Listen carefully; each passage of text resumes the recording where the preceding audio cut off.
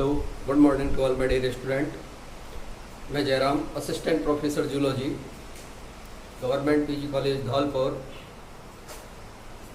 पिछले वीडियो में हम इकोलॉजी के बारे में चर्चा कर रहे थे, जिसमें कि हमने आपको लिमिटिंग फैक्टर्स के बारे में बताया था कि लिमिटिंग फैक्टर्स क्या होते हैं, और लॉ ऑफ मिनिमम के बारे में बताया था, न्यूनतमता का जो नियम है या सिद्धांत है उसके बारे में। सेकंड था उसमें लॉ ऑफ टॉलरेंस और सहिष्णुता का नियम या सहनशीलता का नियम, और देन बताया था हमने आपको combined law of limiting factor, संयुक्त सिद्धांत। दोनों को ही जोड़ के एक से किसी से भी पूर्णता नहीं आ सकती। आज हम बात कर रहे थे, पिछले वीडियो में भी हमने जो फर्स्ट वीडियो था हमारा उसमें बताया था कि इकोलॉजी क्या है, इकोलॉजिकल हायरार्की के बारे में आपको बताया था कि इकोलॉजिकल हायरार्की क्या होती है, इकोलॉजी के जो पदानुक्रम हैं वो क्या होते हैं। उसी संदर्भ में हमने आपको बताया था कि सिंपल में क्या होता है कि एक जनरल इंडिविजुअल्स होता है। फर्स्ट हम बात करते हैं इंडिविजुअल्स।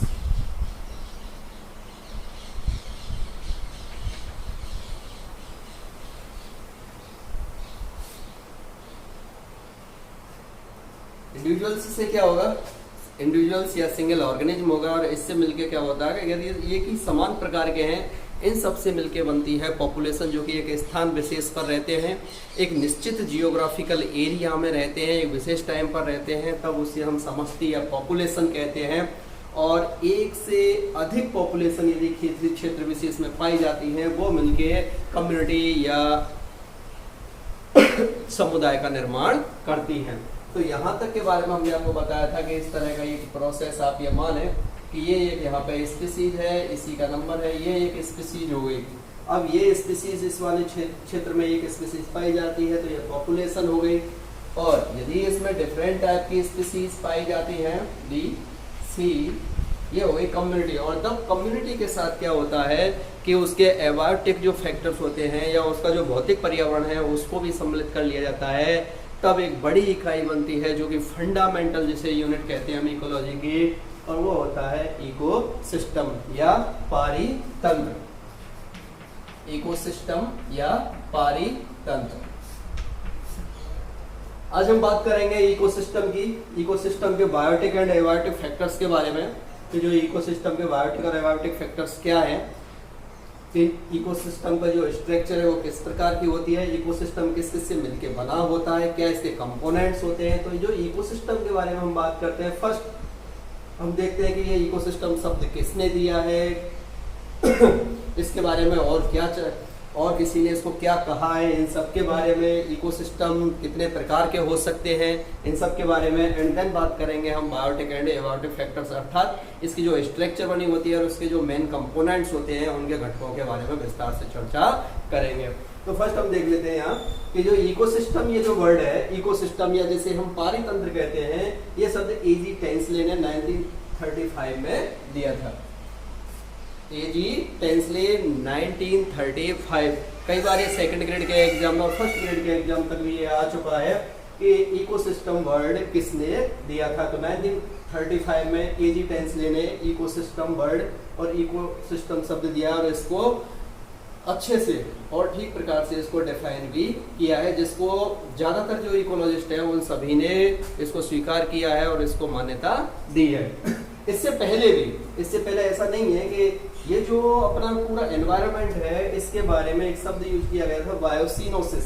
बायोसिनोसिस वर्ड ये कार्ल मोवियस ने दिया है, बायोसिनोसिस। अर्थात इन्होंने इकोसिस्टम को क्या कहा, कार्ल मोवियस ने बायोसिनोसिस।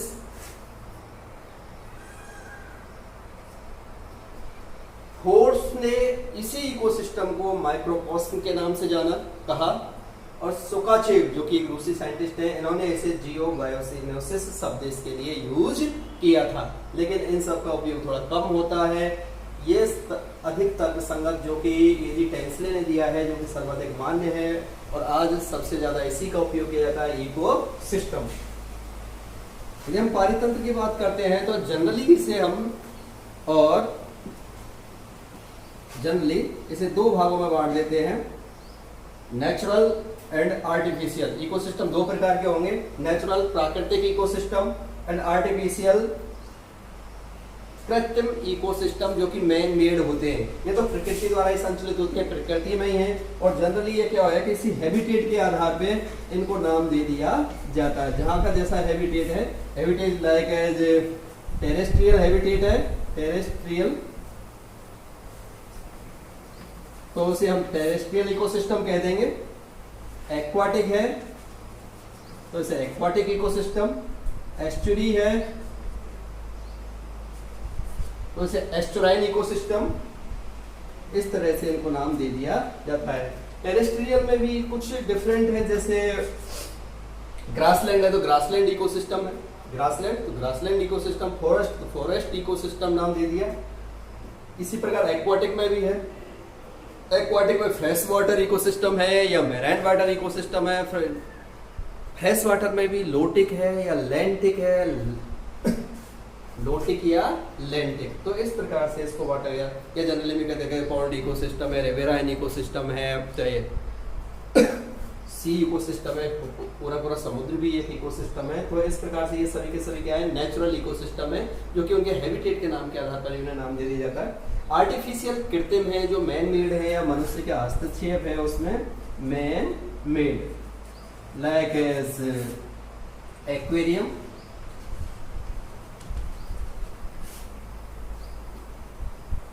एंड क्रॉप लैंड,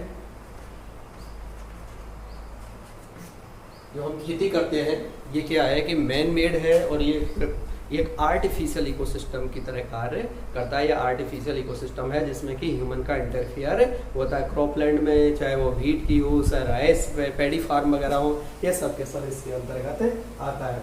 तो अभी तक हमने आपको बताया कि एजी टेंसले जिन्होंने 1935 में इस वर्ड का यूज किया है, इसके लिए ही पानी तंत्र के लिए बायोसिनोसिस वर्ड कार्ल मोबियस ने दिया, माइक्रोकॉस्म इसे फॉर्स्ट ने कहा है, सुकाचिव ने इसे जियोबायोसिनोसिस कहा है। ये जो इकोसिस्टम होते हैं वो जनरली दो प्रकार के होते हैं, नेचुरल, आर्टिफिशियल। नेचुरल प्रकृति से ही निर्मित है, प्रकृति से ही संचालित है, प्रकृति के अनुसार है, वातावरण के अनुसार ये हैबिटेट बेस्ड है, just like as terrestrial, aquatic, एस्चुराइन।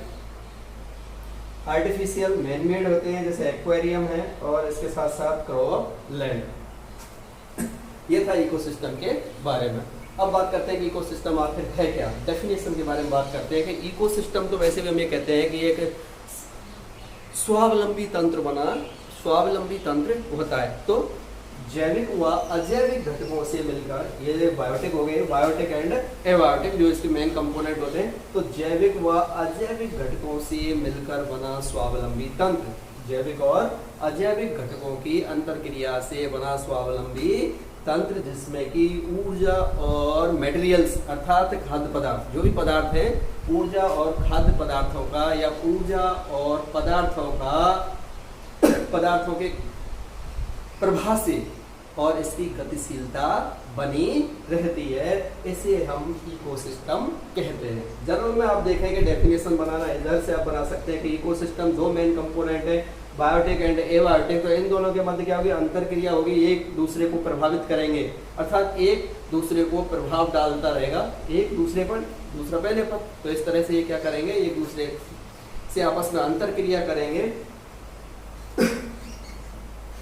और उससे एक स्वावलंबी तंत्र बनेगा, अर्थात वो अपने आप में पूर्ण होगा, खुद ही उसमें ऑटोट्रॉफ्स भी होंगे, कंज्यूमर्स भी होंगे, डिकम्पोजर्स भी होंगे, सभी होंगे और अपनी आवश्यकताओं की वो पूर्ति कर सकता है। और इसमें क्या होगा, ऊर्जा और जो भी मटेरियल्स है, खाद्य पदार्थ हैं, उन सब से क्या होगा, उनके प्रभाव से और इसकी निरंतर गतिशीलता बनी रहती है, क्योंकि कोई भी जो इकोसिस्टम है वो क्या होगा, डायनेमिक्स के रूप में होगा, अर्थात गतिक रूप में होता है। देन हम बात करते हैं कि इसके कंपोनेंट, इकोसिस्टम के कंपोनेंट और घटक के बारे में। इसके जो मुख्य घटक है, यही हमने लिख दिया टॉपिक में, बायोटिक एंड एबायोटिक। इसके दो फैक्टर होते हैं या दो मुख्य घटक हैं इसके, बायोटिक एंड एबायोटिक के बारे में। और हम यहाँ बात करते हैं कि स्ट्रक्चर ऑफ इकोसिस्टम, एक हेडिंग दे सकते हैं इसे। इकोसिस्टम की जो स्ट्रक्चर होती है वो किस प्रकार की होगी, तो स्ट्रक्चर के बारे में जब भी हम बात करते हैं तो इकोसिस्टम मुख्य रूप से इसके दो मुख्य घटक होते हैं और दो घटकों से मिलकर बना हुआ होता है, बायोटिक एंड एबायोटिक, जैविक घटक एवं अजैविक घटक। बायोटिक घटक के अंतर्गत आते हैं ऑटोट्रॉफ्स, हेटेरोट्रॉफ्स। ऑटोट्रॉफ्स अर्थात स्वयंपोषी जो अपने भोजन का निर्माण स्वयं करते हैं, हेटेरोट्रॉफ्स जो अपने भोजन का निर्माण स्वयं नहीं करते हैं, भोजन के लिए ये इनडायरेक्टली और डायरेक्टली ऑटोट्रॉफ्स पर ही डिपेंड रहते हैं। तो जो ये ऑटोट्रॉफ्स हैं जो अपना भोजन का निर्माण स्वयं करते हैं। हम बात कर रहे हैं बायोटिक फैक्टर्स की, जैविक घटक। अब एक और यहाँ पे कभी कभी आता है कि फैक्टर किसे कहते हैं, घटक। फैक्टर, घटक, घटक क्या है? कोई भी प्राकृतिक कारक, फोर्स, बल, कोई भी कारक जो जीव को प्रभावित करता है या जीव के जीवन को या जीव को क्या करता है, जीव के जीवन को प्रभावित करता है, उसे हम क्या कहते हैं, फैक्टर कहते हैं, कारक कहते हैं।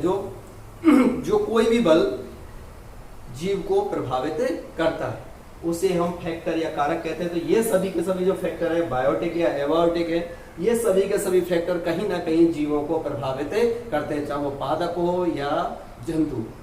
तो इसके साथ साथ ऐसा नहीं है कि ये जंतु है, जैसे हम मनुष्य की बात करते हैं, मनुष्य एक स्पीसीज है, इसके साथ साथ इसको एबायोटिक जितने भी फैक्टर है वो तो प्रभावित करते ही हैं, इसके साथ साथ इनका अन्य स्पीसीज से भी इंटरेक्शन होता है, अंतःक्रिया होती है और वो भी इसे प्रभावित करते हैं। तो कोई भी बल जो जीव को प्रभावित करता है, जीव जाति को प्रभावित करता है, अफेक्ट करता है, उसे हम फैक्टर कहते हैं। तो हम बात कर रहे हैं यहाँ पे बायोटिक फैक्टर और जैविक कारकों के बारे में। जैविक लिविंग है ये सभी के सभी।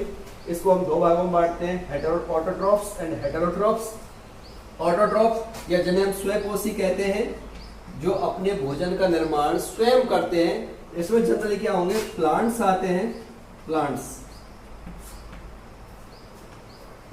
इसके साथ साथ इसमें फोटोसिंथेटिक बैक्टीरिया भी आते हैं, फोटोसिंथेटिक बैक्टीरिया, और इसके साथ साथ कीमोसिंथेटिक बैक्टीरिया भी इसी में आते हैं जो अपने भोजन का निर्माण स्वयं करते हैं। अब ये क्या करते हैं कि ये जो ऑटोट्रॉफ्स हैं या इन्हें हम प्रोड्यूसर के नाम से भी जानते हैं, ये अपने भोजन का निर्माण सूर्य के प्रकाश की उपस्थिति में करते हैं और वातावरण से जल एवं खनिज लवणों का उपयोग करते हुए भोजन का निर्माण कर देते हैं। प्रकृति में यही एक ऐसे जीव हैं जो सूर्य की ऊर्जा का उपयोग करके भोजन का निर्माण कर सकते हैं। इसके अलावा मनुष्य तो कभी भी भोजन का निर्माण नहीं करता, और मनुष्य क्या कहें, हम सभी के सभी जो हेटेरोट्रॉफ्स है, जो जंतु होते हैं, वो भी भोजन का निर्माण नहीं करते हैं। वो डायरेक्टली और इनडायरेक्टली ऑटोट्रॉफ्स पर ही डिपेंड रहते हैं। इन्हीं को हम प्रोड्यूसर के नाम से भी जानते हैं, ऑटोट्रॉफ्स को। हेटेरोट्रॉफ्स या विषमपोषी जो अपने भोजन का निर्माण स्वयं नहीं करते हैं, भोजन के लिए अन्य जीवों पर निर्भर रहते हैं, और जनरली ये किस पे होगा, ऑटोट्रॉफ्स पर डिपेंड करते हैं। इसके अंतर्गत आते हैं इसमें मैक्रो कंज्यूमर्स, दीर्घ उपभोक्ता, माइक्रो कंज्यूमर्स, लघु उपभोक्ता। इन्हें जो माइक्रो कंज्यूमर्स होते हैं या सूक्ष्म उपभोक्ता जिन्हें कहते हैं, इन्हीं को हम डिकम्पोजर्स और अपघटक के नाम से जानते हैं। मैक्रो कंज्यूमर्स इसके अंतर्गत आते हैं, जैसे जो भी फूड चेन में आपने देखा होगा, प्राइमरी, सेकेंडरी एंड टर्सरी जो कंज्यूमर होते हैं वो मैक्रो कंज्यूमर के अंतर्गत आते हैं। बड़े आकार के होते हैं, बड़े साइज के होते हैं।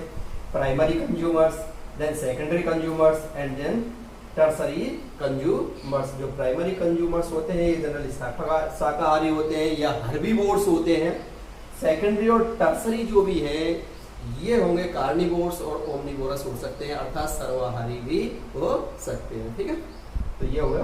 देन हम बात करते हैं माइक्रो कंज्यूमर्स की, तो ये इन्हें हम डिकम्पोजर्स के भी नाम से जानते हैं या अपघटक भी कहते हैं। इसके अंतर्गत आते हैं bacteria, fungus and एक्टिनोमाइसीटीज।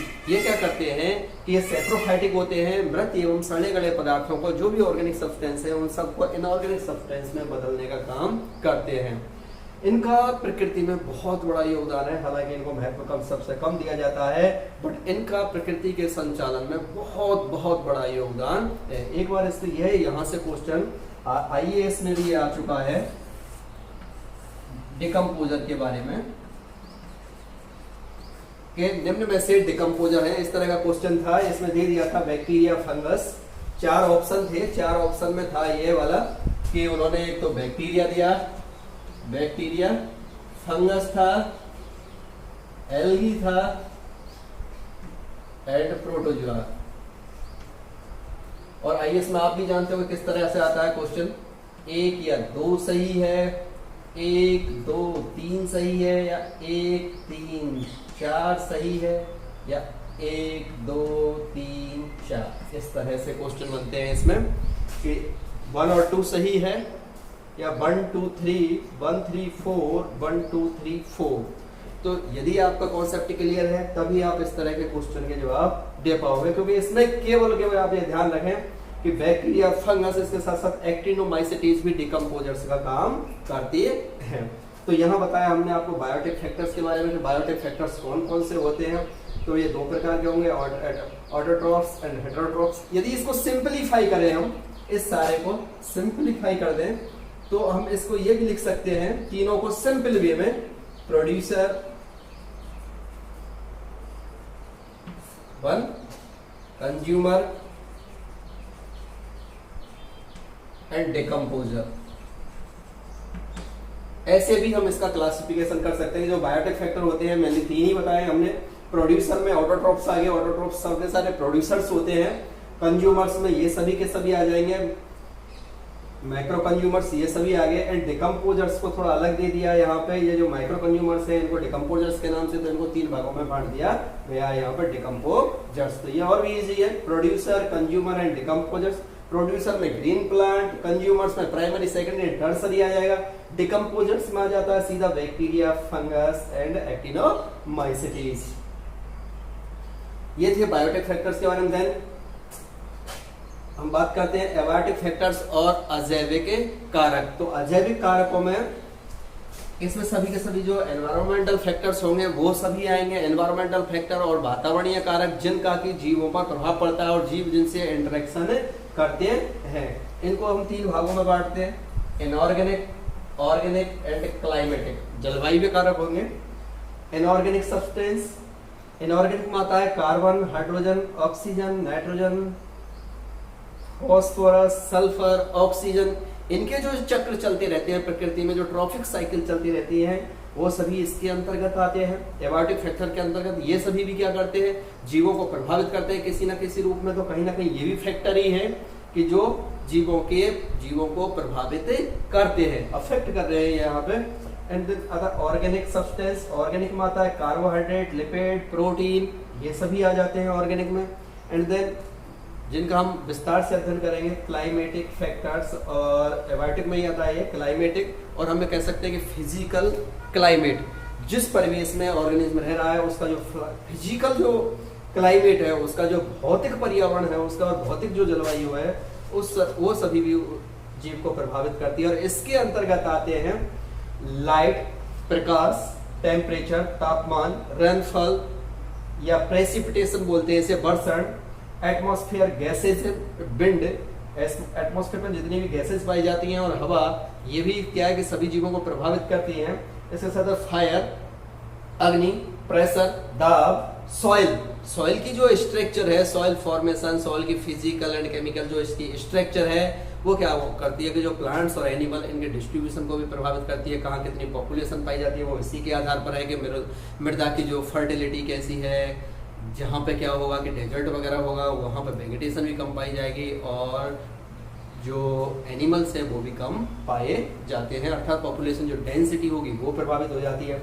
And then humidity, जो एयर में ह्यूमिडिटी होती है उसके बारे में। ये सभी जो फैक्टर हैं ये क्या करते हैं, इन सब से मिलके बना होता है अपना इकोसिस्टम, जो कि एक स्वावलंबी तंत्र है। इसे स्वावलंबी तंत्र इसीलिए कह रहे हैं कि ये बाहर से कुछ भी नहीं लेगा, तब भी ये अपना काम और अपने जो कार्य हैं वो स्वतः चलाता रहेगा, क्योंकि इसके अंतर्गत जो एक इकोसिस्टम है, just like as pond ecosystem है, या ग्रासलैंड इकोसिस्टम है, या फॉरेस्ट इकोसिस्टम है, कोई भी एक एग्जाम्पल ले लें, तो ये जो इकोसिस्टम है, कोई भी, चाहे पॉन्ड इकोसिस्टम है, चाहे ग्रासलैंड इकोसिस्टम है, तो जैसे हम जस्ट बात करते हैं हम कि फॉरेस्ट इकोसिस्टम है या पॉन्ड इकोसिस्टम है, तो उसमें क्या होंगे, सभी में कि प्रोड्यूसर्स भी होते हैं, कंज्यूमर्स भी होते हैं, डिकम्पोजर्स भी होते हैं, इसके साथ साथ और उस जिस पर्यावरण में वो रह रहे हैं वो वहाँ के जो क्लाइमेटिक फैक्टर्स होते हैं वो भी उन सबको प्रभावित करते हैं। तो ये क्या है कि अपने आप, और इसके साथ साथ इसमें जो इनऑर्गेनिक जो सब्सटेंस होते हैं उनके साइकिल भी चलते रहते हैं जो वातावरण से नियंत्रित रहते हैं। तो ये बताया था आज हमने इकोसिस्टम के बारे में कि इकोसिस्टम क्या है। काफी महत्वपूर्ण टॉपिक है ये, इसका प्रारंभिक और इसका बेस जानना कि इकोसिस्टम क्या है। जो कंपटीशन में यहाँ पर क्वेश्चन आते हैं वो सबसे ज्यादा ये पूछे जाते हैं कि ये भी टेंसले के बारे में 1935 जो इकोसिस्टम वर्ड दिया है ये काफी महत्वपूर्ण है।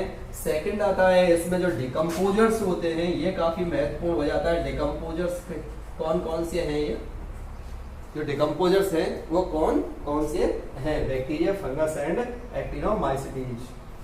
एंड एक आप ये भी याद कर सकते हैं यहाँ पे जो ऑटोट्रॉफ्स है थोड़ा सा कम महत्वपूर्ण है लेकिन ये दोनों सबसे ज्यादा महत्वपूर्ण है। एक यहाँ पे आर्टिफिशियल जो इकोसिस्टम का कोई भी एक एग्जांपल है तो आप एग्जांपल याद रखें कि क्लोबलैंड एंड एक्वेरियम। यहाँ ऑटोट्रॉफ्स के बारे में बताया था, जनरली हम प्लांट को लेके छोड़ देते हैं बट ऐसा नहीं है। जो ग्रीन प्लांट्स है वो तो है ही जो क्लोरोफिल की उपस्थिति में भोजन का निर्माण कर रहे हैं और कार्बोहाइड्रेट का फॉर्मेशन कर रहे हैं, बट इसके साथ साथ कुछ फोटोसिंथेटिक बैक्टीरिया भी होते हैं। फोटोसिंथेटिक बैक्टीरिया है या एल्गी की हम बात कर लेते हैं, वो सभी के सभी इसी में आ जाते हैं, प्लांट्स में आ जाती है एल्गी, फोटोसिंथेटिक बैक्टीरिया। इसके साथ साथ कीमोसिंथेटिक बैक्टीरिया भी होते हैं, सल्फर बैक्टीरिया है चाहे वो आयरन बैक्टीरिया है, वो सभी भी क्या करते हैं कि अपने भोजन का निर्माण स्वयं कर लेते हैं। जनरली ऐसा दिमाग में आता होगा, कभी कभी कुछ बच्चों के दिमाग में आता है कि भोजन का निर्माण तो हम भी करते हैं, लेकिन ऐसा नहीं है। आप जो भोजन रसोई में बना रहे हो वो कहीं ना कहीं से पेड़ पौधों से ही प्राप्त है और आप उसे मार्केट से या कहीं से ला रहे हो, और वो उसका आप ये देखें कि ओरिजिन वो कहाँ से आ रहा है, कहाँ से वो उसका उत्पादन कहाँ हो रहा है। तो आप देखेंगे कि जितने भी हमारे खाद्य पदार्थ हैं जिन्हें हम खा रहे हैं वो कहीं ना कहीं हमें पेड़ पौधों से ही प्राप्त होते हैं। क्योंकि इस सृष्टि की यदि हम बात करें और इस एनवायरमेंट की बात करें तो यहाँ जो ऊर्जा का जो स्रोत है मुख्य रूप से एक ही अकेला ऊर्जा का स्रोत है और वो है सन और सूर्य, उसी के प्रकाश के उपस्थित। और एक बात खास कि इस प्रकृति में भी जो हरे पेड़ पौधे होते हैं उन्हीं में ये क्षमता पाई जाती है कि उस प्रकाश एनर्जी का उपयोग करके ये अपने भोजन का निर्माण कर सकें। और किसी में या मनुष्य की बात करते हैं हम या अन्य स्पीशीज की बात करते हैं उनमें ये क्षमता नहीं होती। हालांकि जो यूलिना है वो ऑटोट्रॉफ्स एंड हेटेरोट्रॉफ्स दोनों ही तरह से काम करता है, क्योंकि उसमें क्या है कि ये जो पिगमेंट है वो पाया जाता है जिसको कि हम प्लांट्स एंड एनिमल की कनेक्टिंग लिंक्स भी कहते हैं। तो ये था आज के इस टॉपिक के बारे में जो हमने आपको बताया था, ecosystem, biotic and abiotic factors. Next video में हम बायोटिक एंड एबायोटिक फैक्टर्स की विस्तार से चर्चा करेंगे। तो ये काफी महत्वपूर्ण है लाइन डायग्राम, इसको आप नोट करें और अच्छे से तैयार इसको करें, ये एक बेस तैयार होता है यहाँ से। Thanks to all my dear student for listening me.